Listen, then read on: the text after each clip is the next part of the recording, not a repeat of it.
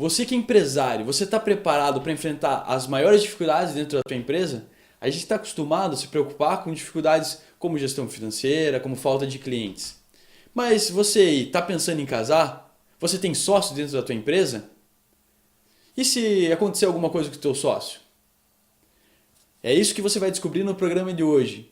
Nós vamos ter uma advogada aqui que ela vai falar sobre problemas entre sócios. Você sabia que problemas entre sócios é uma grande razão de falência das empresas? Você está preparado para isso? Se não está preparado, vem com a gente aqui que o Carona do Empreendedor hoje está demais.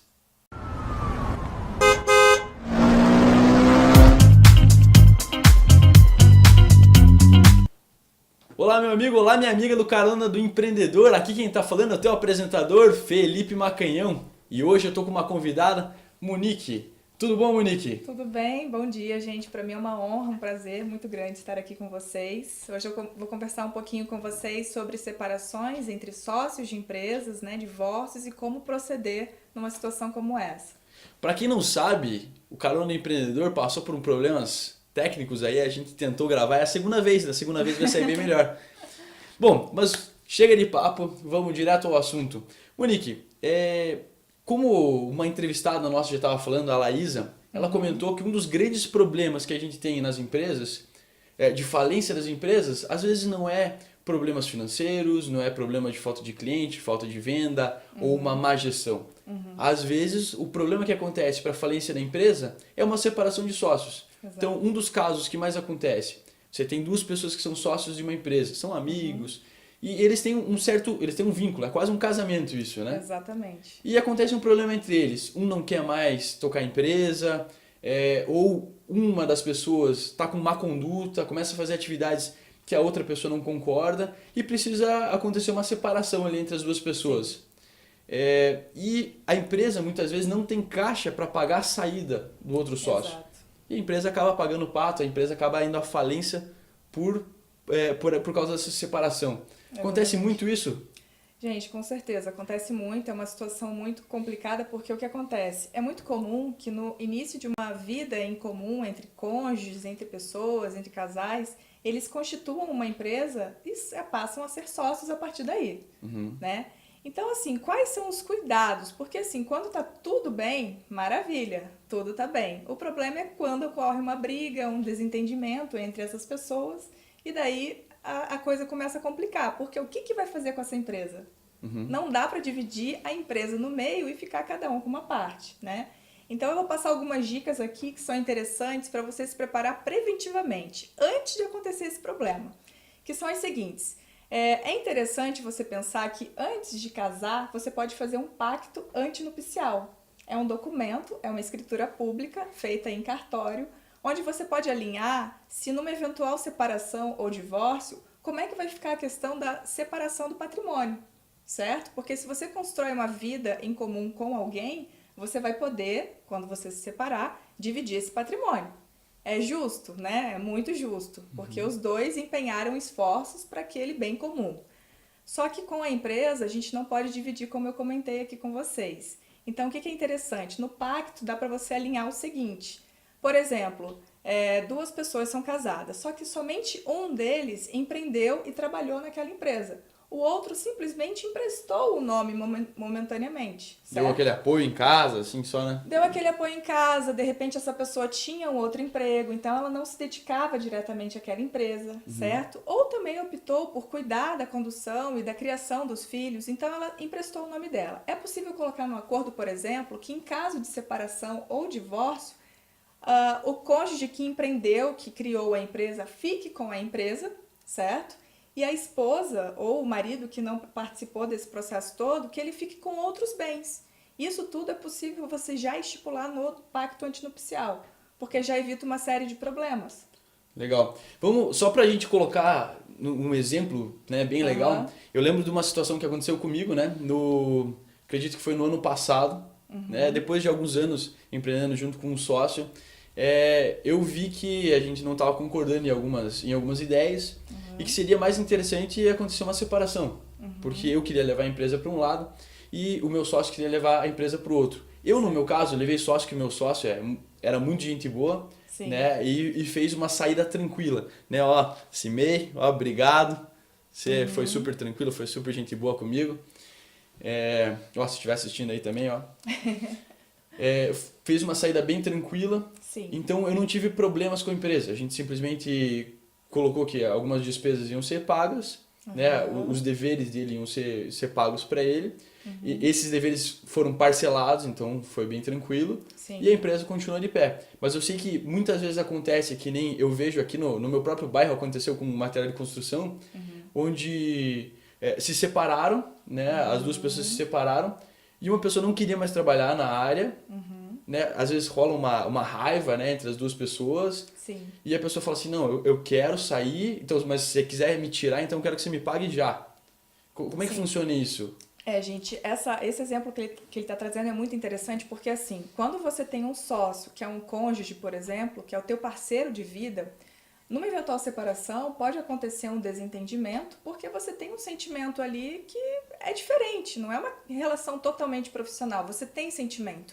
Então, dependendo de como vai haver essa ruptura, a pessoa que está saindo, ela pode levar um sentimento que ela de repente quer te prejudicar, enfim, e gerar problemas para a empresa, né? E o nosso cuidado sempre vamos deixar que a empresa seja perene, seja longeva. Nesse exemplo que ele deu do material de construção, o que poderia ter sido feito? Porque na realidade ele comentou que o material acabou tendo que fechar as portas porque eles não conseguiram chegar num denominador comum em relação à partilha de bens, certo? O contrato social é a peça-chave, é a peça fundamental que ninguém pensa quando está constituindo uma empresa. O contrato social, geralmente as pessoas usam um modelo padrão de 4 páginas sem prever nenhuma situação.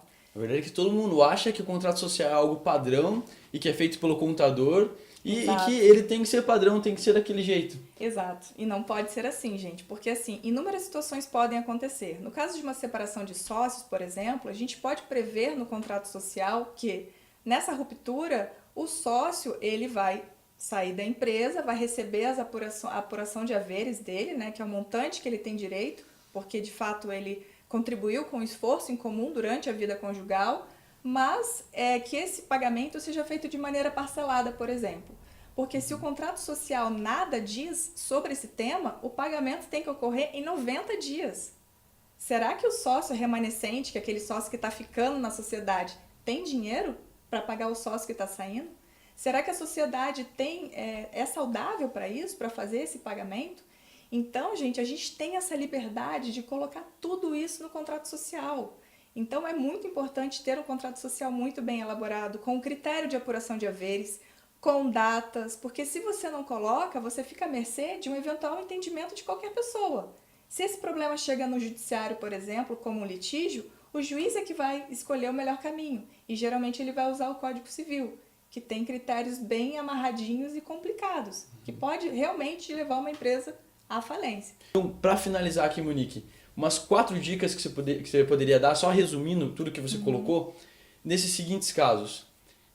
Me casei com alguém, né? A pessoa indiretamente ela faz parte da empresa, mesmo que ela não esteja no contrato social. Sim. Isso pode gerar um problema depois quando for acontecer uma separação. Não que você esteja pensando nisso, né, em separar, mas é questão de se proteger. Até porque você leva uma vida inteira construindo uma empresa e muitos casais acabam não se separando por conta dessa divisão, Sim. com medo dessa divisão. E acaba vivendo infeliz. Monique, o que daria para fazer nesse caso?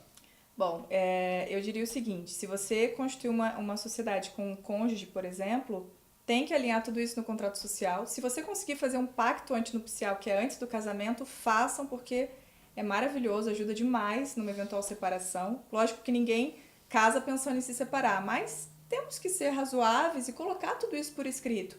O contrato social tem que prever, por exemplo, se a pessoa trabalha, ambos trabalham em conjunto nessa sociedade empresarial. Isso é importante. Os dois empreenderam, os dois destinaram seus esforços para isso. Nesse caso, os dois trabalham. Então, numa eventual ruptura, se nenhum dos dois quiserem largar a sociedade empresarial, o que a gente indica? Eu geralmente gosto de indicar um acordo de sócios quando é uma situação assim, porque pode dar um problema maior. Se ambos não querem sair, a gente tem que buscar outros instrumentos, que são quais? Eu gosto de trabalhar muito com a mediação. A gente tenta antes mediar esse conflito, chegar num denominador comum, para ambas as partes, né, para resolver essa situação. A gente pode tentar nessa mediação o seguinte, um fica com a empresa, o outro sai, cria uma empresa parecida, né? Eles dividem os clientes, dividem tudo, a empresa paga a apuração de haveres dessa pessoa que vai constituir uma outra empresa, certo? E ele toca a vida para frente. Outro caminho seria a cisão, dá para fazer a cisão da empresa, ou seja, separar de fato aquela empresa, onde ambos os cônjuges seguem seus caminhos com, né, suas empresas já separadas e com outros nomes, dividindo clientes, enfim, isso é possível. Mas tudo isso eu gosto de trabalhar na mediação e na arbitragem. Eu não gosto de levar esse conflito para o judiciário, que eu acho muito complicado. Então, pacto antinupcial, contrato social. Só que o contrato social, às vezes, a gente não pode colocar tantas cláusulas assim. Por quê? Por causa da publicidade. O contrato social é registrado na junta comercial. Então, tem gente que não quer, mostrar tudo que eles combinaram, enfim, fica muito exposto tudo isso. Por isso que eu opto pelo acordo de sócios, que é um outro documento que complementa o contrato social. Mas o contrato social tem que prever o quê?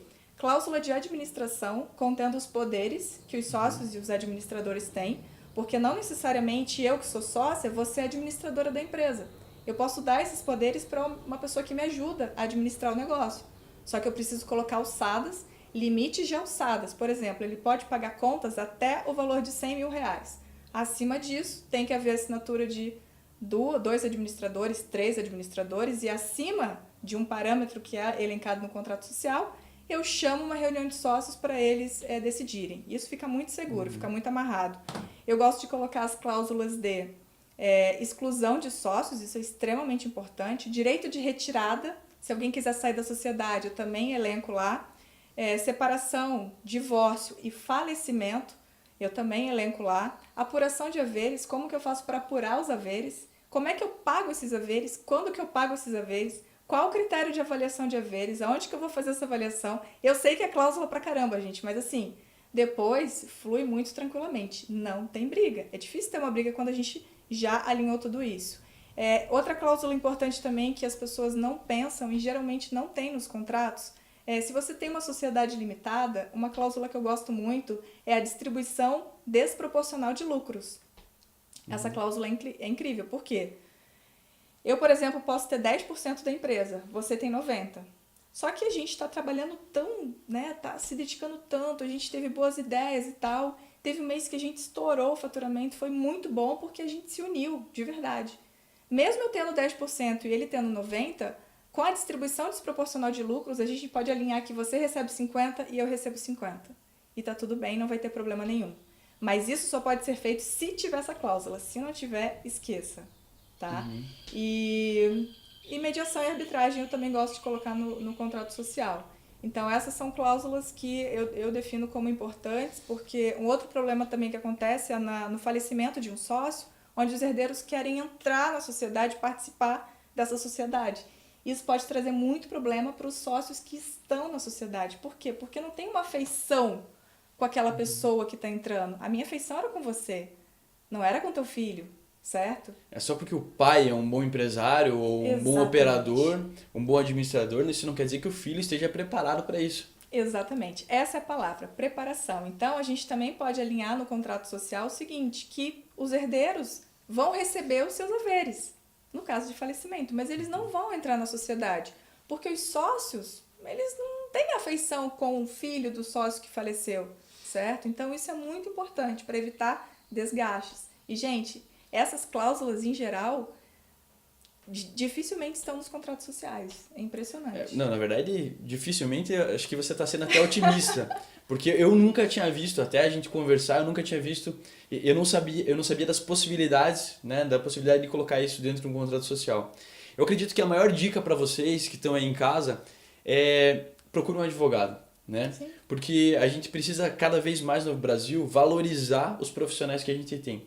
Muitas vezes a gente entende do nosso negócio, a gente sabe que a gente entende do nosso negócio, mas a gente não entende do ponto de vista jurídico, por exemplo, como proteger o nosso negócio. Exatamente. Eu lembro quando eu contratei um advogado para cuidar do meu contrato com clientes, e eu falei, puxa, ele vai fazer, mas ele vai fazer um contrato padrão, porque ele não entende de consultoria. A verdade é que ele conseguiu pensar tão bem que ele conseguiu colocar algumas coisas ali dentro que protegeriam o meu negócio que eu não tinha pensado, uma metodologia que eu não tinha pensado, mas que me protegeria e que também deixaria meu negócio com uma sistemática melhor. Abraço, Danton aí, obrigado. E para finalizar, eu acredito que seja realmente importante você ir lá procurar o advogado, vai ter um ônus, né, por isso, mas entenda como tudo do que você faz dentro da empresa é um investimento. Você vai colocar esse investimento dentro da tua empresa para que não aconteçam problemas depois. Porque às vezes ali é 1.000, 2.000, 3.000 reais que você vai gastar para fazer isso e no final das contas você vai poupar vai lá. economizar 100. Talvez vai economizar 100, porque talvez é o valor que o teu sócio vai pedir pela empresa. E vai poupar muita energia, vai poupar, né, de fazer brigas e tudo mais. Exato. O mais legal é que assim, o advogado, a gente tem uma visão mais pessimista do todo. Então a gente pensa em tudo de ruim que pode acontecer. Por quê? Para preparar aquele terreno para que isso não aconteça. Ou se acontecer, que seja de uma forma menos onerosa, que seja de uma forma menos complicada, que gere menos ônus para aquela pessoa. Esse é o nosso pensamento, né? Então a gente quer que vocês perseverem, sejam bons empreendedores, enfim, mas que vocês se preparem, se profissionalizem, porque as coisas precisam sim estar escritas. Beleza, obrigado, Monique. Obrigada. Obrigado a você, espectador do Carona do Empreendedor, e até o próximo programa.